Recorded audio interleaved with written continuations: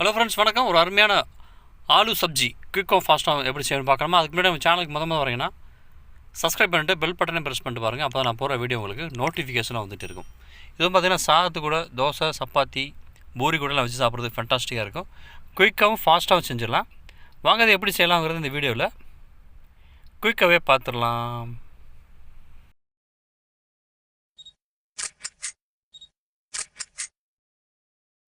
அதுக்கு என்ன பண்ணுங்கன்னா, ஒரு கடாயில் 2-3 டேபிள் ஸ்பூன் எண்ணெய் சேர்த்து நல்லா ஹீட் பண்ணுங்கள். எண்ணெய் சூடானதும் கடுகு, உளுந்தம் பருப்பு சேர்த்துக்குங்க.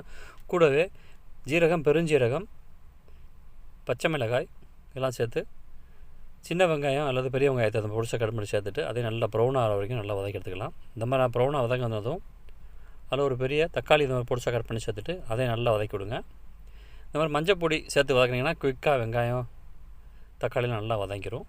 இந்த மாதிரி நல்லா வதங்கி வந்ததும் கரம் மசாலா கொத்துங்க.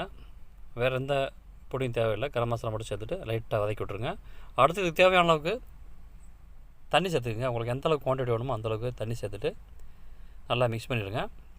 அடுத்து ஒரு 1 அல்லது 2 உருளைக்கிழங்கு நல்லா வேக வச்சு அதை இந்த மாதிரி மசித்து பொடியாக கட் பண்ணி இதில் சேர்த்துருங்க.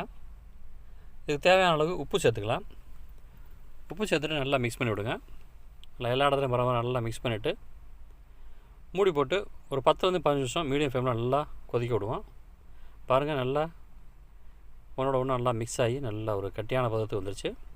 இதில் 4-5 ஸ்பூனு தேங்காய், பெருஞ்சீரகம் 2 அரைச்சி சேர்த்துக்குங்க. அந்த மாதிரி சேர்க்கும்போது நல்லா கெட்டியாகவும் கொலகொலனும் நல்ல ஃப்ளேவரும் சூப்பராக இருக்கும். இந்த மாதிரி சேர்த்துட்டு தேங்காய் சேர்த்துருக்கேன்னா ரொம்ப நேரம் கொதிக்க வேண்டிய அவசியம் இல்லை. இந்த ஓப்பனில் வச்சுட்டு லைட்டாக வேக விடுவோம். அவ்வளோதாங்க, ஃபென்டாஸ்டிக் ரெடி ஆச்சு.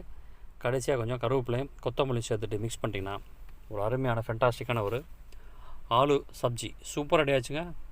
இதே மாதிரி எல்லாம் பண்ணி பாருங்கள். இந்த வீடியோ பிடிச்சினா நம்ம channel mister Vijayan bro YouTube சேனலை சப்ஸ்கிரைப் பண்ணிட்டு பெல் பட்டனை ப்ரெஸ் பண்ணிட்டீங்கன்னா அப்புறம் வீடியோ உங்களுக்கு நோட்டிஃபிகேஷன் வந்துட்டுருக்கும். தொடர்ந்து இது மாதிரி வீடியோ பார்க்குறது நம்ம சேனலை தொடர்ந்து பாருங்கள், சப்போர்ட் பண்ணுங்கள், உங்கள் ஃப்ரெண்ட்ஸ்க்கெலாம் ஷேர் பண்ணுங்கள். இதே மாதிரி வீடியோ பார்க்குறதுக்கு நம்ம சேனலில் தொடர்ந்து சப்போர்ட் பண்ணுங்கள். தேங்க்யூ ஃபார் வாட்சிங். நன்றி, வணக்கம்.